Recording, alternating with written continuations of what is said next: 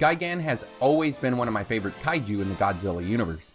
That's why I was so surprised to see him make an appearance in the Godzilla animated series, just not on film.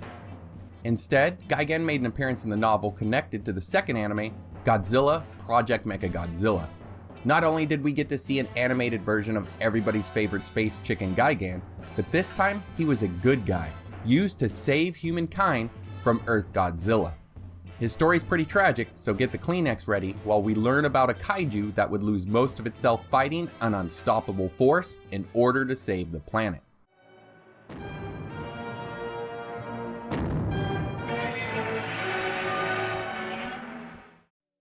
If you watch any of the Godzilla anime series, then you know that Earth Godzilla is one of the most powerful, unstoppable incarnations of Godzilla ever.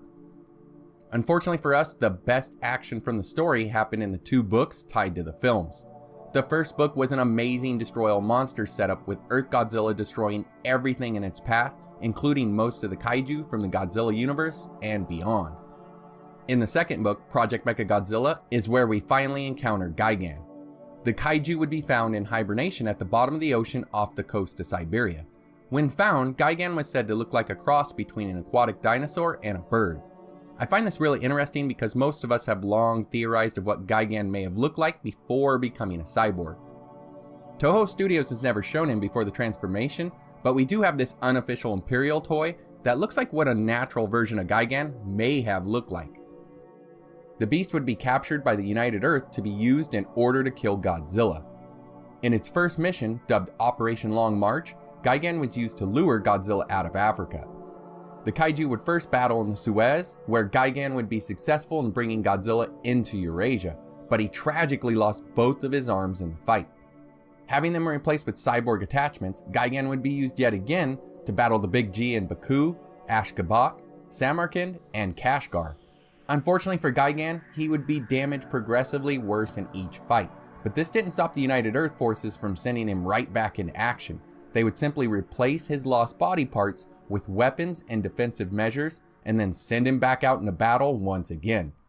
His claws would be destroyed and then replaced with sickles, which would later be upgraded to hyper-vibrating chainsaws with homing missile launchers. When the poor monster's eyes were damaged, they just removed them, in order to equip him with his trademark single visor sight that could also be used as a laser weapon. Instead of the saw blade that we're normally accustomed to Gigan having on his chest, this iteration would instead use a prototype blade launcher that was designed for use with Mechagodzilla.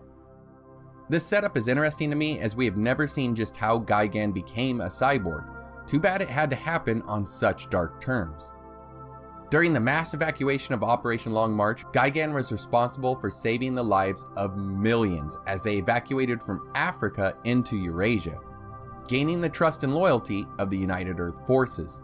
In 2045, Gigan was deployed once more to encounter Godzilla in Yarkant, China. Here, Godzilla Earth would almost kill Gigan, removing its wings, arms, and then finally, its head.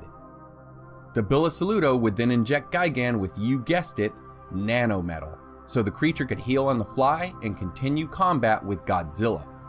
This upgrade, however, can only take so much damage, as Godzilla Earth was eventually able to kill Gigan with a blast that all but disintegrated the kaiju.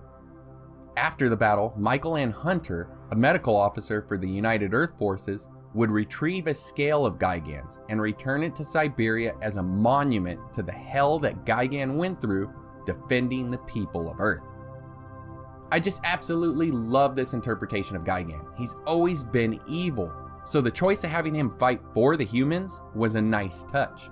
I just can't imagine the pain he went through in each fight, losing more of himself and becoming more of a cyborg, a true defender of Earth.